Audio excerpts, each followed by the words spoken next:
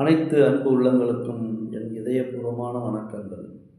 நான் உங்களோடு இன்று ஒரு தகவலாக பகிர்ந்து கொள்ள இருக்கும் செய்தி என்னவென்றால் ஜோதிடம் பற்றியது தான்.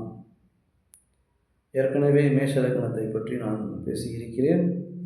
இன்று அதற்கு அடுத்தபடியாக வரக்கூடியது ரிஷப லக்னம். கால சக்கரம் என்று சொல்வார்கள், காலபுருஷ தத்துவம் என்று சொல்வார்கள். காலபுருஷ தத்துவம் என்பது இந்த ஒரு கட்டத்திற்கு 12 கட்டங்களுக்கும் ஒவ்வொரு உறுப்புகளை, உடலின் உறுப்புகளை இந்த பாகங்கள் இதை நிர்வகிக்கும் என்ற வகையில் கணக்கீடு செய்திருக்கிறார்கள்.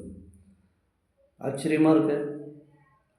அப்போ மேஷ லக்னம், மேஷத்தில் பிறந்தவங்க, மேஷ லக்னத்தில் பிறந்தவங்களுக்கு தலை அந்த பாகம் ஒதுக்கப்பட்டு இருக்கிறது.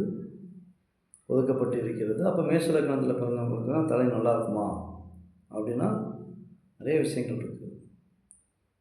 எந்த கிரகம் இருக்குது, எப்படி இருக்குது, இதெல்லாம் பார்த்து தான் நம்ம சொல்லணும். அப்போ முதல்ல நம்ம எடுத்துக்க வேண்டியது லக்னத்தை. நாமளே நம்மளுடைய ஜாதகத்தை புரிஞ்சுக்கலாம். மேஷ லக்னத்தை பற்றி நம்ம பேசிட்டோம். அடுத்தது ரிஷப லக்னம்.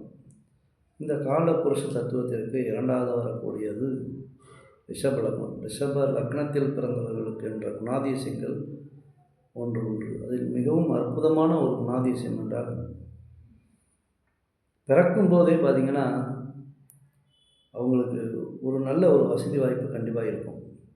அம்மா அப்பா கஷ்டப்படுவாங்க, அன்றாட சாப்பாடுக்கே கூட கஷ்டப்படுவாங்க. ஆனால் இவங்க பிறக்கும்போது பார்த்திங்கன்னா இவங்களுக்கு தேவையான விஷயங்கள் அம்மா அப்பா கொடுத்துக்கிட்டே இருப்பாங்க, குறைவில்லாமல். நீங்கள் நிறைய பார்த்துக்கலாம். நிறைய குழந்தைங்க பால் வாங்க கூட காசு இல்லாத அளவுக்கு பட்னியாக இருக்கும், வயிறு ஒட்டி போயிருக்கும், இந்த மாதிரி விஷயங்கள்லாம் இருக்குது. ஆனால் இவங்களுக்கு அந்த மாதிரி இதெல்லாம் இருக்காது. ஏன்னா இவங்க ரிஷப லக்னத்தில் பிறக்கிறாங்கும்போது அந்த ரிஷப லக்னத்துக்குரிய அதிபதி யாருன்னு பார்த்தீங்கன்னா சுக்கிரன். அந்த சுக்கிரனுங்கிறது தனவான். அவர் சுக்கிரன் அப்படின்னாலே ஒரு சொத்துக்கு அதிபதி, பணத்தை கொடுக்கக்கூடியது, கலைகளை இந்த மாதிரி விஷயங்கள் நிறைய இருக்குது. ஆனால் இதுலேயும் அவங்களுக்கு ஒரு குணாதிசயங்கள், முக்கியமான குணாதிசயங்களை பற்றி தான் நம்ம பேசிட்டு வரோம். அந்த குணாதிசயங்கள் ஒன்று என்னென்னு கேட்டிங்கனாக்கா, ரிஷப லக்னத்தில் பிறந்தவங்களுக்கு எப்போதுமே தாயாகட்டும் தந்தையாகட்டும் அவர்களை மதிக்கக்கூடிய அமைப்பு கண்டிப்பாக இருக்கும் ரிஷப லக்னத்தில் பிறந்தவர்களுக்கு. இது ஏன், எதுக்கு, என்ன அப்படிங்கிற அந்த காரண காரியங்கள் எல்லாமே நான் அடுத்த ஒரு இதில் சொல்லுவேன். ஏன்னா இப்போ ஒவ்வொரு லக்னத்துக்குரிய குணாதிசயங்களையும் சொல்லிட்டு வரேன்.